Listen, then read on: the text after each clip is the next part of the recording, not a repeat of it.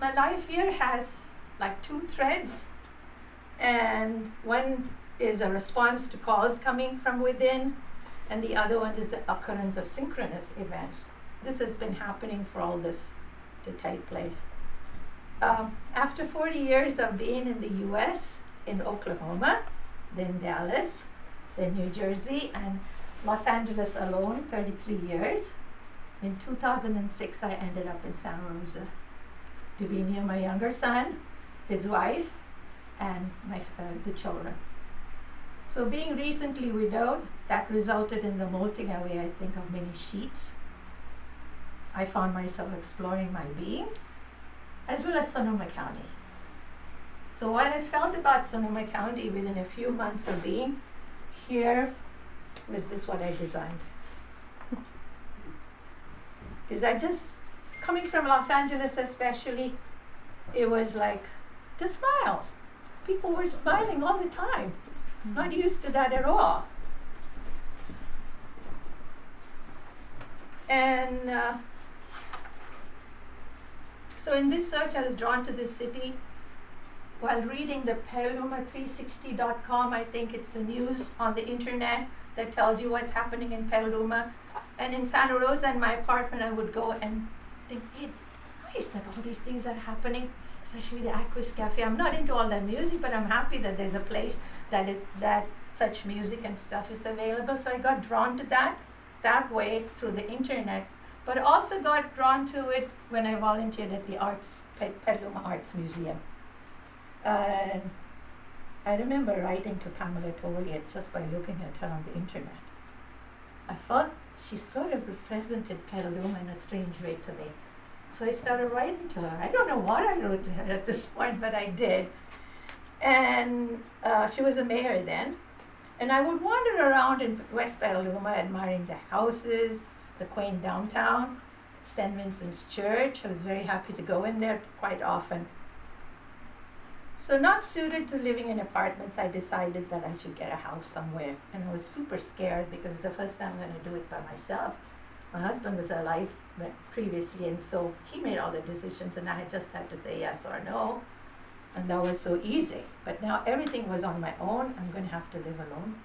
And I was very scared as to where should I move to. And I was drawn to Petaluma in the meantime. And also, I had a lot of pressure from the East Coast, where I have one family member and a lot of students who said, hey, it's time that you come to the East Coast and teach. So that was also a pull. But even when I wandered in North Carolina, New Jersey, Cleveland, this place I said, I have to return back to Sonoma County. So in August of 2006, while looking for houses, different places, I was in a major car accident here near the upper box. The car was totaled, but I was relatively okay. But here I was, a stranger in the city. The onlookers, the police, the tow truck company, and a mysterious elderly bag lady, also kind to me.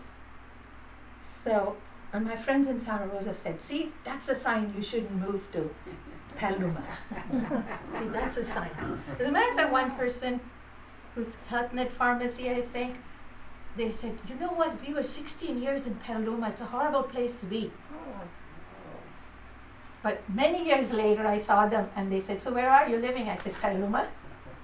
So I said, I have a news for you. Petaluma keeps who she wants and sends away who she doesn't want. Okay.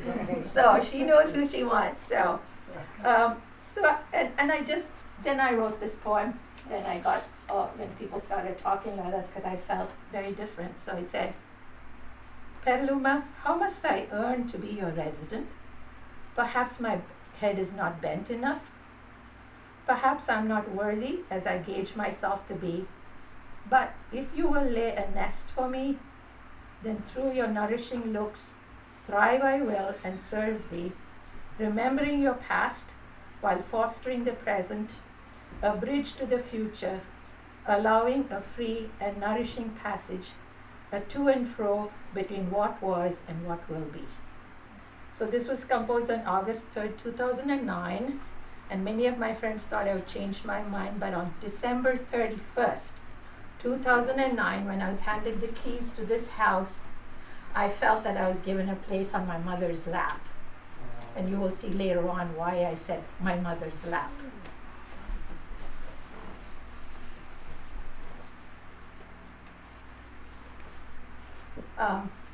Now I'm going to shift to the icon. So we'll go back and forth a little bit. I come from a lineage or a caste called Nayars of Kerala. We are both matriarchal and matrilineal. And Kerala's worship system, by the way, are the most sophisticated and subtle in all of India.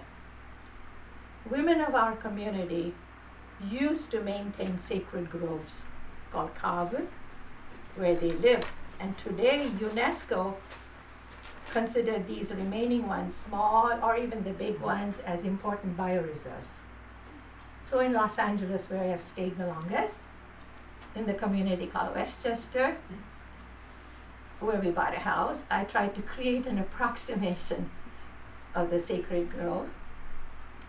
And since I've been fortunate as a woman to be trained in the rituals involved in bonding with the energy of deities, I thought I should have a deity, which for convenience sake I'm using the word icon, but it's not quite icon.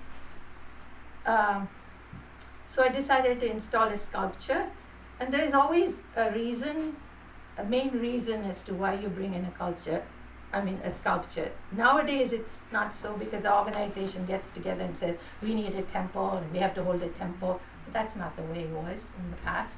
Somebody had to have a vision, or somebody had to have a calling before you have a temple or even an icon installed. So I felt very strong about the Indian community in Los Angeles. I mean, they were suffering because of the bicultural pulse. Those that had their families, it was very, very hard. Women with sleepless nights, mothers with sleepless nights, not knowing what to do with their kids, because the American culture makes a demand one way and the Indian culture makes a demand one way. What are they going to do? And so the temple was established to assuage the pains of primarily the Hindus. And let's see. So in the Indian tradition, by the way, a sculpture gets energized through a preliminary ritual, when an energy of power is infused into it by a special priest. Then we use the word murti, and from now on I'm going to use the word murti because that's more appropriate than the word icon, because paintings and frescoes cannot be considered as murtis. Did you want to sit over here? There's so for that, just to make it a little bit for you all to understand, I'm going to say what that is all about. Little bit is, I have St. John of Damascus helping me on this one. He's a great, is it Byzantine or Byzantine? How do you say that? Byzantine saint. In 726, the Byzantine Emperor Leo III ordered the destruction of all the icons throughout the Byzantine Empire. He felt that the creator cannot be subjected to a form of any kind. At that time, Saint Ioannis, that's his name, wrote a powerful defense of the role of icons.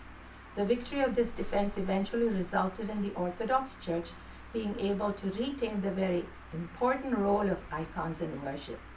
And here's one of his quotes. He says, "When forms are given to the formless, shapes to the shapeless, it is done only because our analogies are not capable of raising us immediately to the intellectual comprehension it requires. Therefore, we need familiar and natural points of reference." And that's the same for the murtis too. That's what the purpose of it. So it was created, and the power is infused by my teacher in India, and I hand brought it via Singapore Airlines, 40 kilograms, to Westchester, Los Angeles. There's a lot of stories behind it, okay? Not going to go into that. I guess when an icon or murti has to come, they'll find a way to get here. So for 16 years, this was in my home in the backyard, and a lot of activities associated with it. was never public. We never took money. Once a year we would get the priest to come from Livermore to do whatever big stuff is necessary, and then the families would pay him for that. And about 100 families were associated with this temple where they came to pray. And they would bring materials like flowers and all, but no money was ever given. Later, in 2007, this was requested by an ashram in Eugene, and there's a big story, almost like a thriller, before it got to Eugene, Oregon, where it's now catering to the Hindu community there and doing very well. Then the one unique feature there is the worship and rituals are done only by women, which is rare even today in India.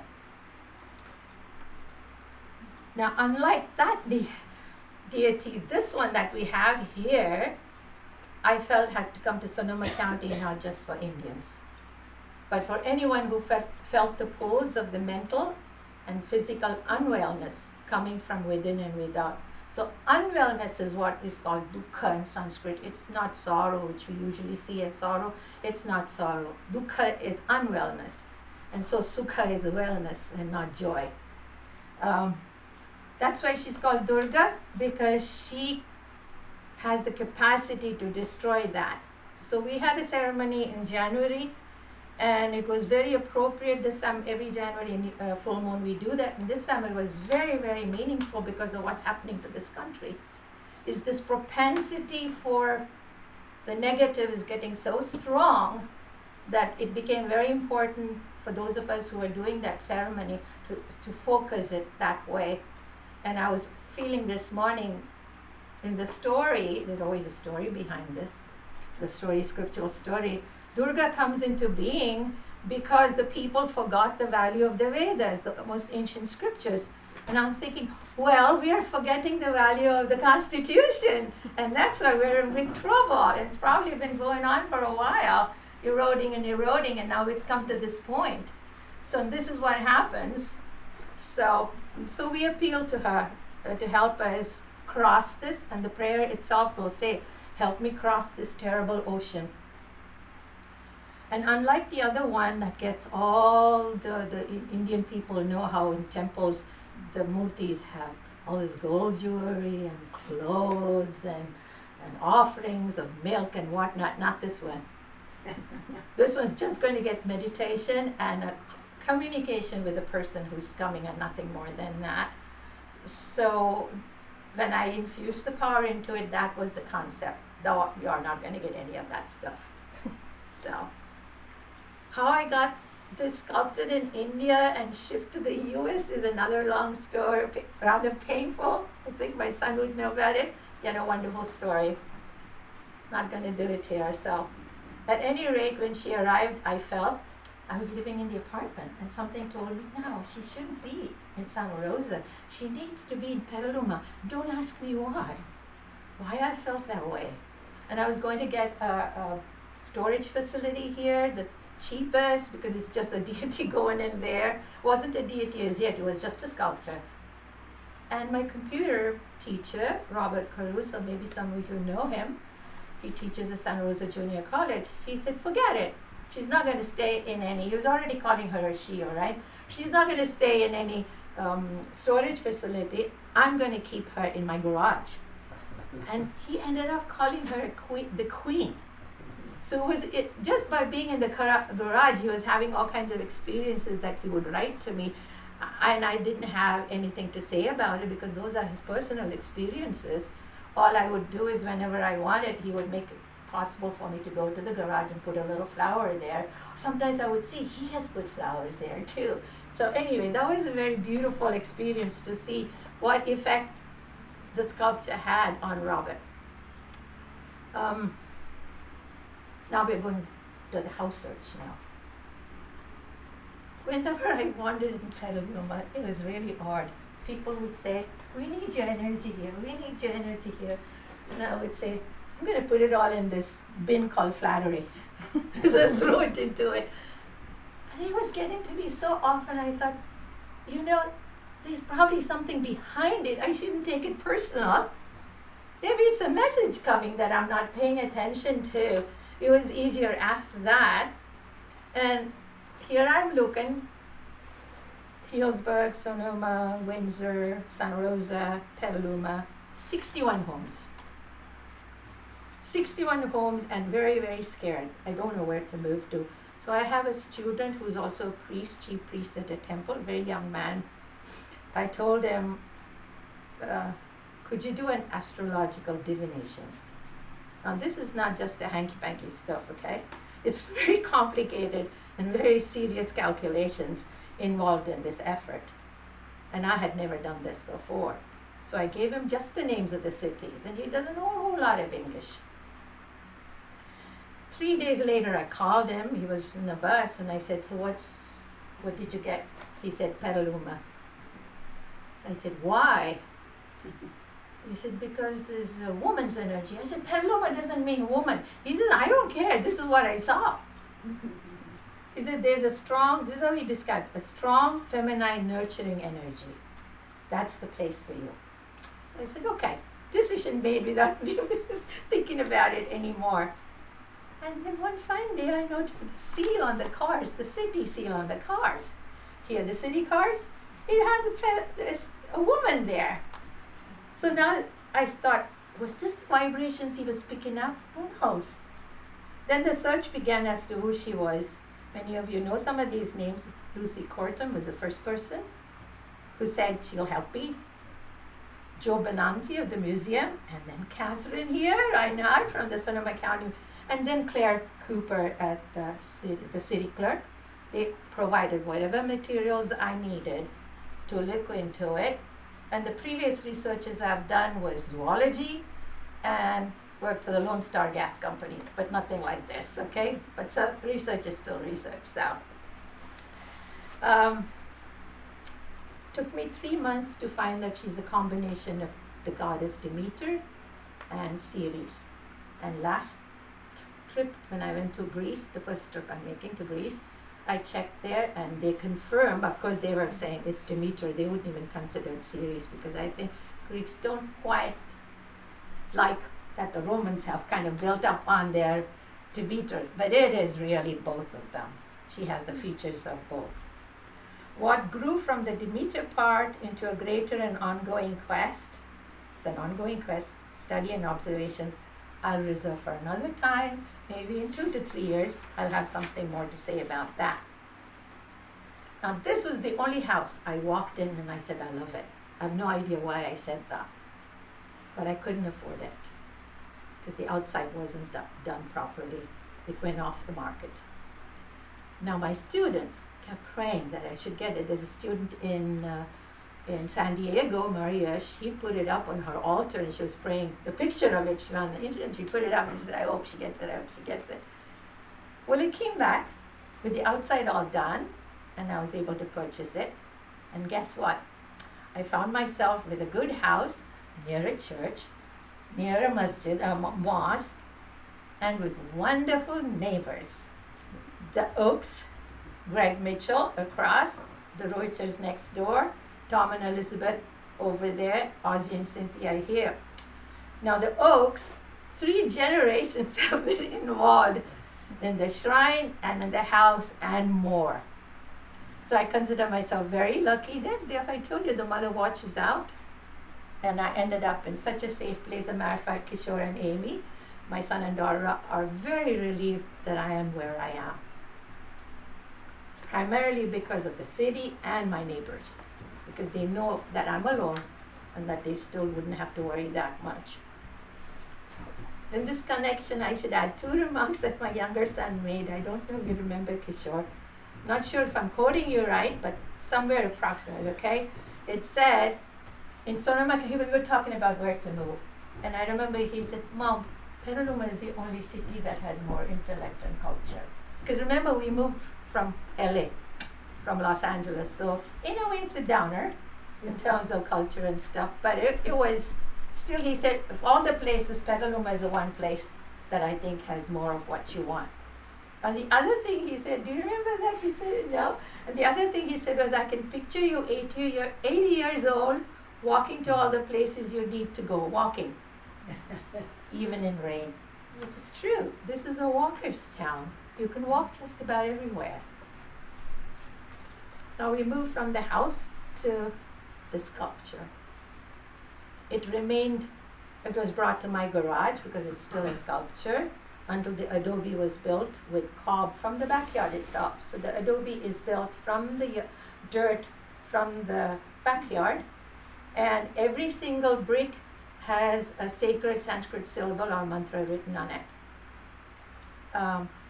The way I found mica to do it is again another big story, so I leave that out.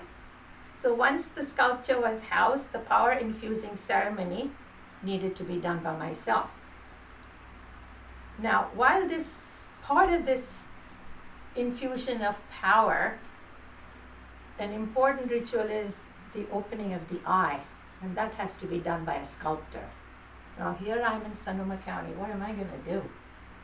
Okay, and I have no contacts with the Indian temple folks and all in Livermore and whatever. They probably would have sculptors, but nothing, I have no contacts with them. So at the Art Center, I just shared this predicament. At that time, it was John Arame and Maria Glass who were there. At the time, I was volunteering. And I told Jonna that I don't know what to do. I have a need like this. And because they are in the Art Center, I thought they probably would know somebody. So I noticed Jonna had a mischievous smile on her face. I had no idea until she told me that she was trained in Zimbabwe in stone carving, and her specialty was eyes. So 8 years ago, the power infusing ceremony was conducted early morning by 3 women. So there you go. That's what we're celebrating today, 8 years of that event. Some additional thing about the shrine is the Miwok officials from the Greater Ranch area.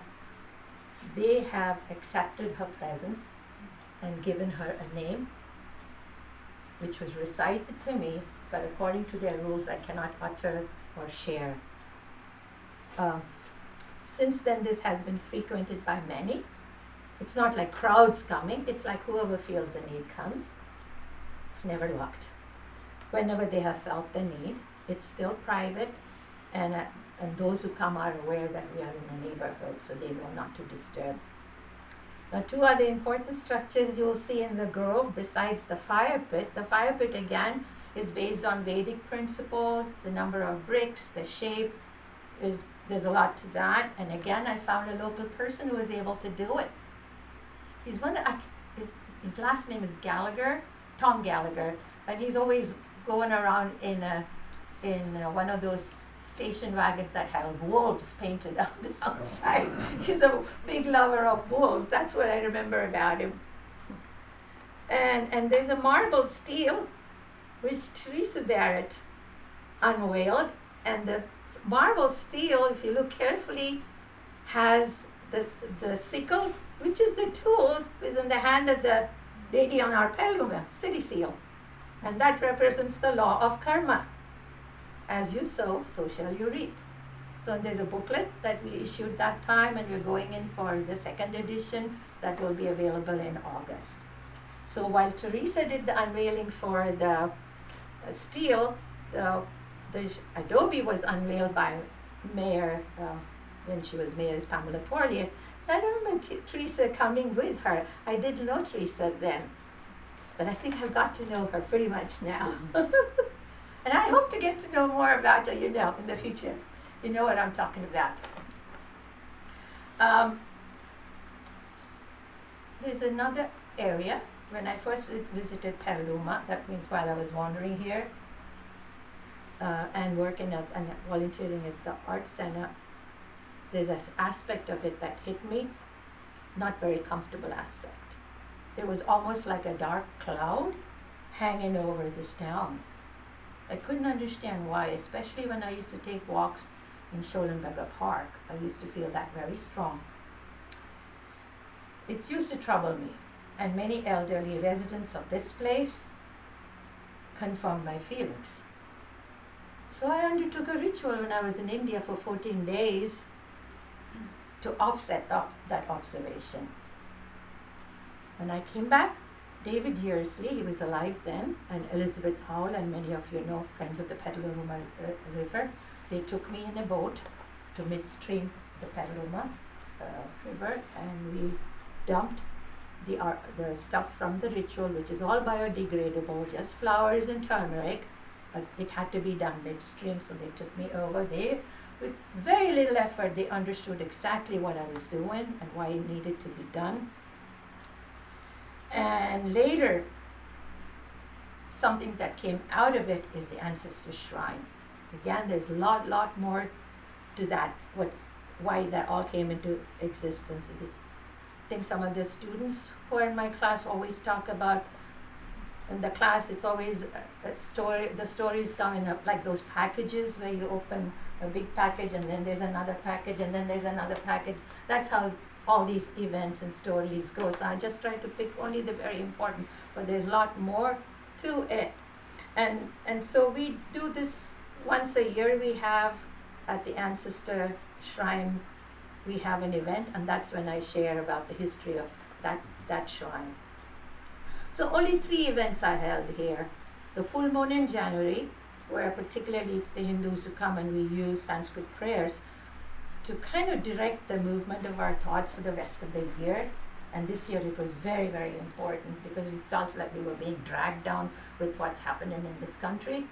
So, and then we have this event that happens again once a year around June. It's all the lunar calendar, so it changes.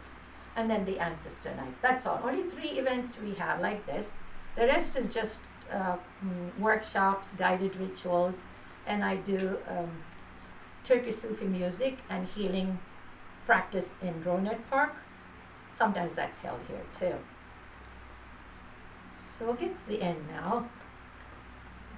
Other than my 2 sons and their families, the rest of my families are in India. All of them are in India. So when my husband passed away, the pressure was very, very strong to return, because I'm the only one and the eldest who learned from my father the famous classical dance style that he and my mom used to be known for. I taught and performed, especially when I was in Los Angeles, and so they said, we need you to come back for so many reasons. But I was already here in Petaluma, so I told them I've come back to roost in Petaluma. So my younger sister had a take on it. She said, I know why you don't want, because it's the first place I've really called home. Otherwise, it's where my parents were. So my younger sister, unfortunately, she's not alive. She figured out something. She said, hey, let's pretend Petaluma is a word in our language, which we know it's not. My language is Malayalam, and we have compound words that 2-3 words we can combine and make a single word. So she said, if we broke it up grammatically, let's assume that this is a word in Malayalam, and the rule is same for Tamil also, okay, by the way, that the way you make compound words. So Petaluma, if you break it up grammatically, it is Petalo Amma. Makes sense, right? After all, you gave me birth, mother. That's what it broke up, and that's made it all the more important. That was the best way. I told you this is the best way, best explanation for explaining why I feel the way about Petaluma, Petaluma. So now every time I walk around town and see cars with the city seal, or enter the freeway and see the news signs over there, or on buildings like the police, I cannot ignore the energy principle that looks stern with a sickle in hand. Yet she's a nurturing mother, I think, to those who are mindful of their role as dutiful daughters and sons living here. That's how I look at it. So instinctively, if nobody's around, I will say it audibly. Otherwise, I say it in my mind. I'll say, Jai Ma Petaluma. Means victory to Petaluma in Hindi. I can't help it. That's become a habit now because I identify with who she is. So that's about all I have to share with you.